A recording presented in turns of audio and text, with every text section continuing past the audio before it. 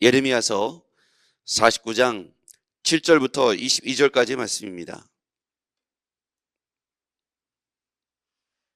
7절, 에돔에 대한 말씀이라. 만군의 여호와께서 이와 같이 말씀하시되 대만에 다시는 지혜가 없게 되었느냐? 명철한 자에게 책략이 끊어졌느냐? 그들의 지혜가 없어졌느냐? 드단 주민아, 돌이켜 도망할지어다. 깊은 곳에 숨을지어다.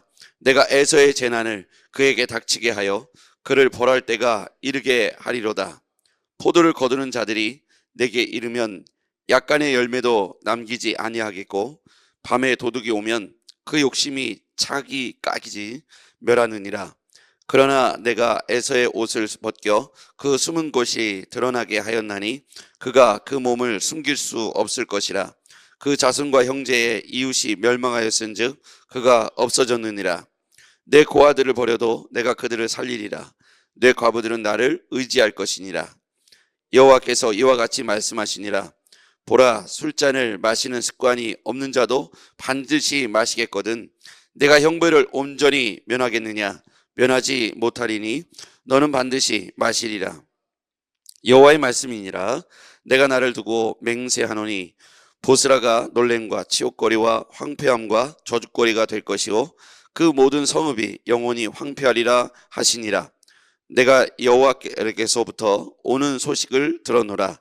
사절을 여러 나라 가운데 보내어 이르시되 너희는 모여와서 그를 치며 일어나서 싸우라. 보라, 내가 너를 여러 나라 가운데에서 작아지게 하였고 사람들 가운데에서 멸시를 받게 하였느니라. 바위 틈에 살며 산꼭대기를 점령한 자여, 스스로 두려운 자인 줄로 여김과 내 마음의 교만이 너를 속였도다. 내가 독수리같이 보금자리를 높은 데 지었을지라도 내가 그리로부터 너를 끌어내리리라. 이는 여호와의 말씀이니라. 에돔이 공포의 대상이 되리니 그리로 지나가는 자마다 놀라며 그 모든 재앙으로 말미암아 탄식하리로다. 여호와께서 말씀하시니라. 소돔과 고모라와 그 이웃 성읍들이 멸망한 것 같이 거기에 사는 사람이 없으며 그 가운데 머물러 살 사람이 아무도 없으리라. 보라, 사자가 요단강의 깊은 숲에서 나타나듯이 그가 와서 견고한 초소를 칠 것이라. 내가 즉시 그들을 거기에서 쫓아내고 택한 자를 내가 그 위에 세우리니 나와 같은 자 누구며 나와 더불어 다툴 자 누구며 내 앞에 설 목자가 누구냐? 그런즉 에돔에 대한 여호와의 의도와 대만 주민에 대하여 결심하신 여호와의 계획을 들으라. 양떼 어린 것들을 그들이 반드시 끌고 다니며 괴롭게 하고 그 초소를 황폐하게 하지 않으랴. 그들이 넘어지는 소리에 땅이 진동하며 그가 부르짖는 소리에 홍해 들리리라. 보라, 원수가 독수리같이 날아와서 그의 날개를 보스라 위에 펴는 그날에 에돔 용사의 마음이 진통하는 여인과 같이 되리라 하시니라. 아멘. 네. 오늘 이 말씀을 통해서 우리에게 주시는 하나님의 은혜가 있기를 주의 이름으로 축복합니다. 자, 오늘 이 말씀을 보면요, 7절에 보면 에돔에 대한 말씀이라 이렇게 되어 있는데, 에돔은 에서가 그 조상이 되는 것이죠. 에서는 누구인지 야곱과 형제 되었던 에서 기억하시죠? 이 사람들은 산악지역에 주거지를 갖고 있었고 바위 틈에서 살고 있어서 외세의 침략이나 어떤 것으로부터 안전하다고 생각했고, 그래서 늘 어떤 환경 속에서도 자신들은 나라를 빼앗기거나 멸망하지 않고 자신들의 족속들은 영원할 것이라고 하는 안전한 마음과 그리고 그것을 뛰어넘어서 교만한 마음이 있었다는 거예요. 자, 7절, 에돔에 대한 말씀이라. 만군의 여호와께서 이와 같이 말씀하시되 대만에 다시는 지혜가 없게 되었느냐? 명철한 자에게 책략이 끊어졌느냐? 그들의 지혜가 없어졌느냐? 자, 에돔이 지혜가 있고 책략이 있다 해도 하나님의 뜻을 거스릴 수가 없다는 뜻이죠. 하나님의 뜻이 무엇이냐면 8절 중간부터 보겠습니다. 내가 에서의 재난을 그에게 닥치게 하여 그를 벌할 때가 이르게 하리로다. 내가는 누구냐면 하나님이시죠. 하나님께서 그와 같이 그들에게 재난을 닥치게 하고 벌할 때가 이르게 할 것이다. 포도를 거두는 자들이 내가 이르면 약간의 열매도 남기지 아니하겠고 밤에 도둑이 오면 그 욕심이 차기까지 멸하리라. 이게 어떻게 된다는 거냐면 에돔이 이와 같이 멸망하게 되고 징계를 당하게 될 것이다. 그런데 이와 같이 하나님께서 에돔을 심판하시고 에돔을 벌 주시지만 11절 같이 읽어볼게요. 시작.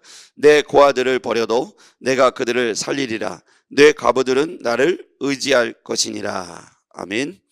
내 고아들을 버려도 내가 그들을 살리리라. 근데 하나님께서 에돔을 심판하실 때 그 남은 자들, 그래서 후회하고 회개하고 하나님을 두려워하는 자들, 그리고 연약한 약자들은 하나님께서 보호해 주실 것이다.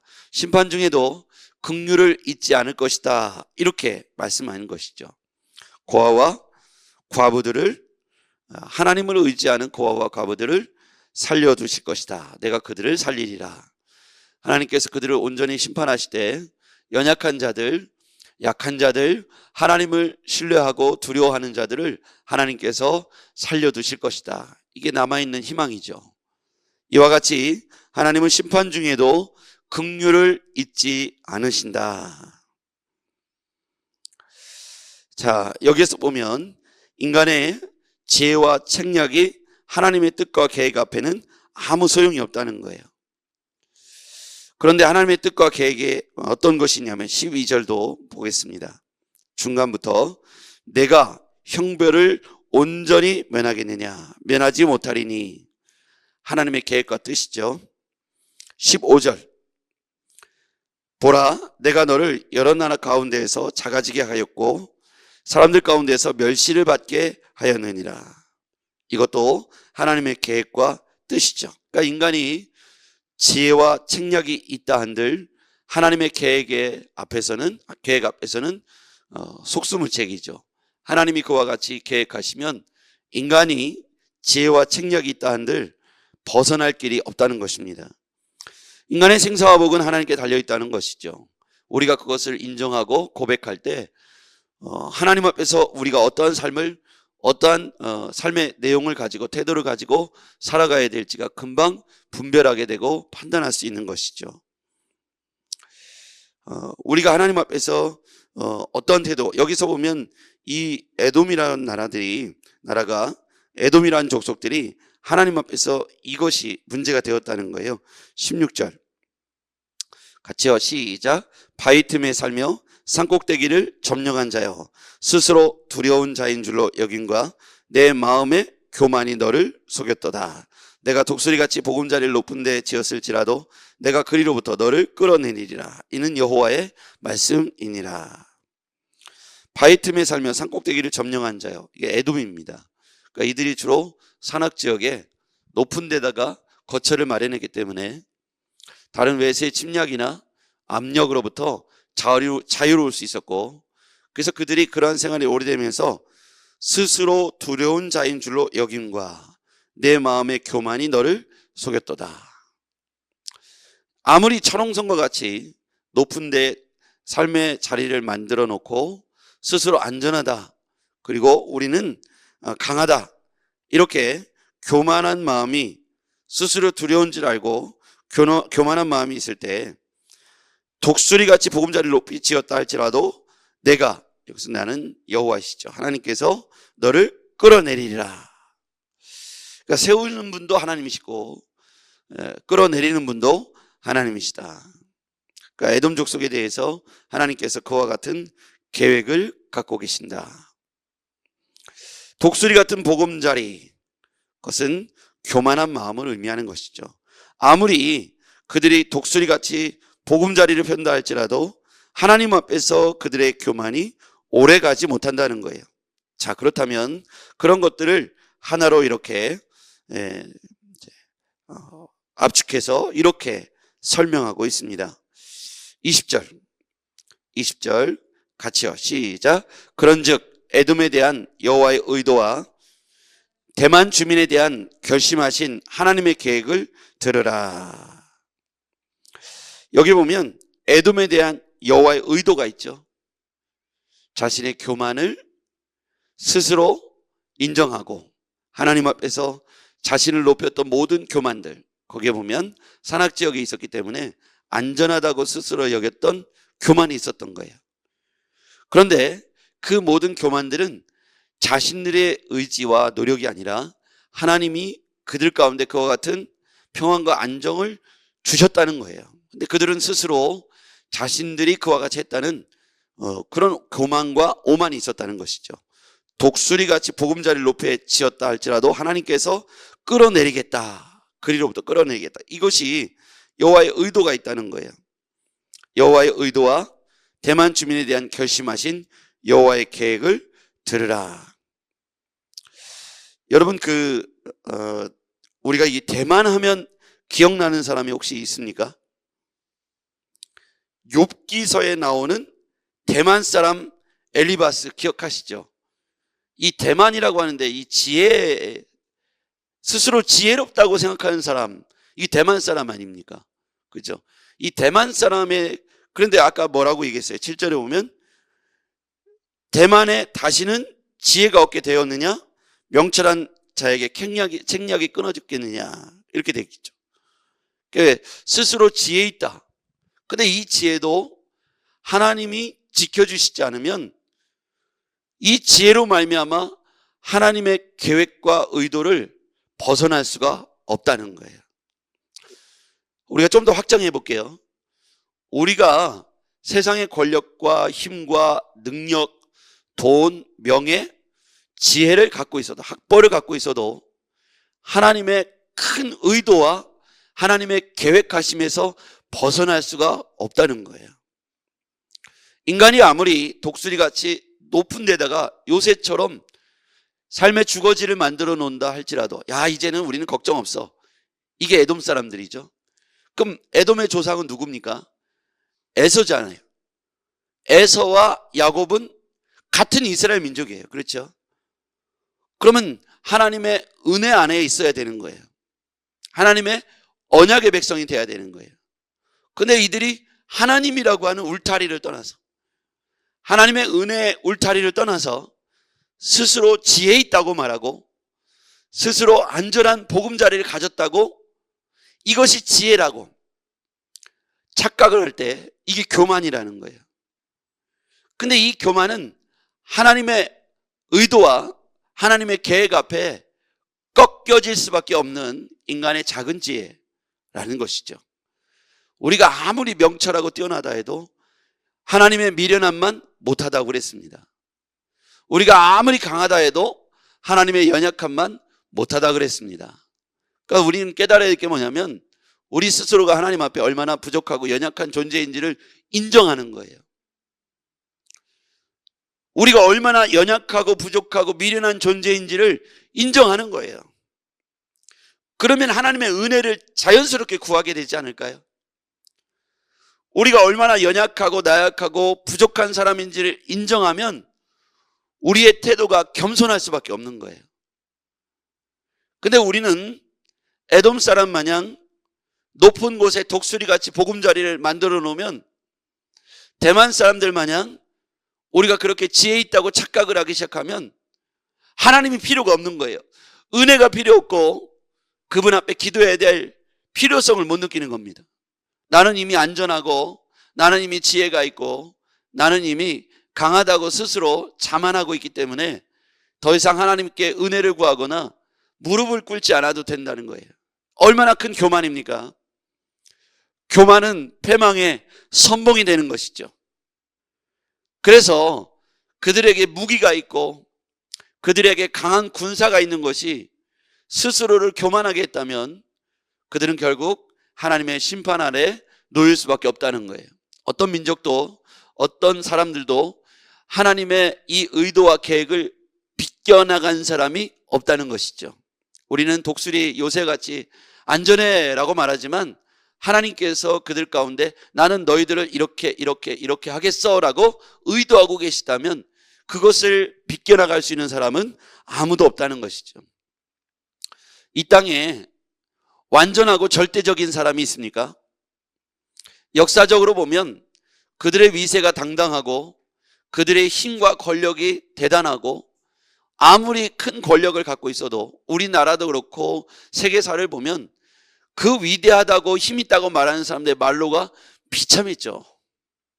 그렇지 않을까요? 현대사회 우리 많은 격변기를 거치면서 그들의 말로가 비참하고 아주 그 창피를 당하고 끝끝이 아름답지 않잖아요.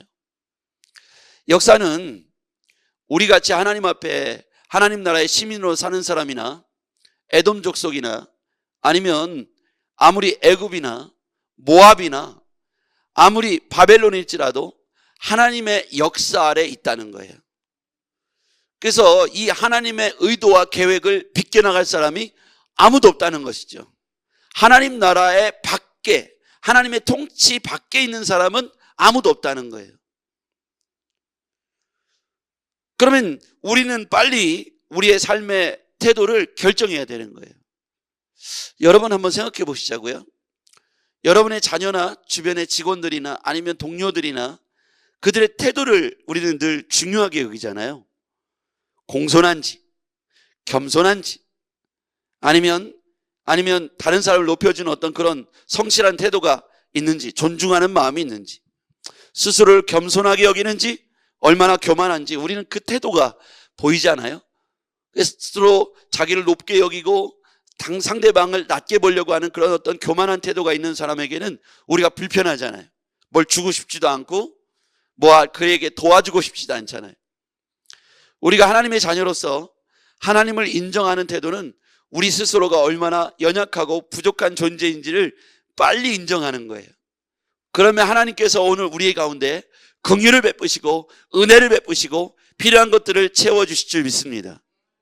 그렇게 겸손하면 우리에게 되어지는 모든 축복의 일들을 우리가 우리의 공로로 가로채지지 않는 거예요. 하나님의 은혜라는 사실을 우리는 깨닫게 되는 줄 믿습니다. 이게 너무 중요해요. 내가 내 스스로를 얼마나 부족한 사람인지를 인정하지 않으면 하나님의 은혜를 은혜라고 인정하지 않아요. 뭐라고 생각하냐면 내가 열심히 살은 보답이야 라고 생각하기 시작해요. 내가 최선을 다했기 때문에, 내가 정말 열심히 했기 때문에, 내가 죽을 고생을 했기 때문에 오늘 나에게 이게 보상이 온 거야 라고 생각하기 시작한다면 하나님과 멀어지는 거예요. 우리가 얼마나 부족하고 연약하고 미련한 존재인지를 인정하면 오늘 나에게 부어주는 이 축복이 온전한 하나님의 것임을 고백할 수밖에 없다는 거예요. 그럼 얼마나 귀하고 감사합니까? 그렇죠? 그것 때문에 일희일비하지 않게 되는 거예요. 뭔가 잘 되면은 우쭐하고 마음이 풀어지죠. 왜 그렇습니까? 내가 했다고 착각하기 때문에 그래요. 하나님이 그때에 따라서 주신 은혜인 걸 자꾸만 내가 열심히 했기 때문에 착각하는 거죠. 그러니까 우리가 이 예배당을 건축하고 우리가 이렇게 했어 라고 생각하기 시작하면 하나님의 은혜는 사라져 버리는 거죠. 그래서 우리는 하나님의 은혜였음을 철저하게 고백하고 그분 앞에 우리가 다시금 교만하지 않기 위하여 겸손한 태도로, 태도가 중요하다고 했어요. 그렇죠? 겸손한 태도로 무릎 꿇는 것을 삶의 일상으로 여겨야 되는 것입니다. 뭔가 좀 잘 됐어. 그럼 우쭐하지 말고 더 겸손하게 하나님의 은혜를 자랑하시길 바라고, 힘들고 어려운 일이 생겼어.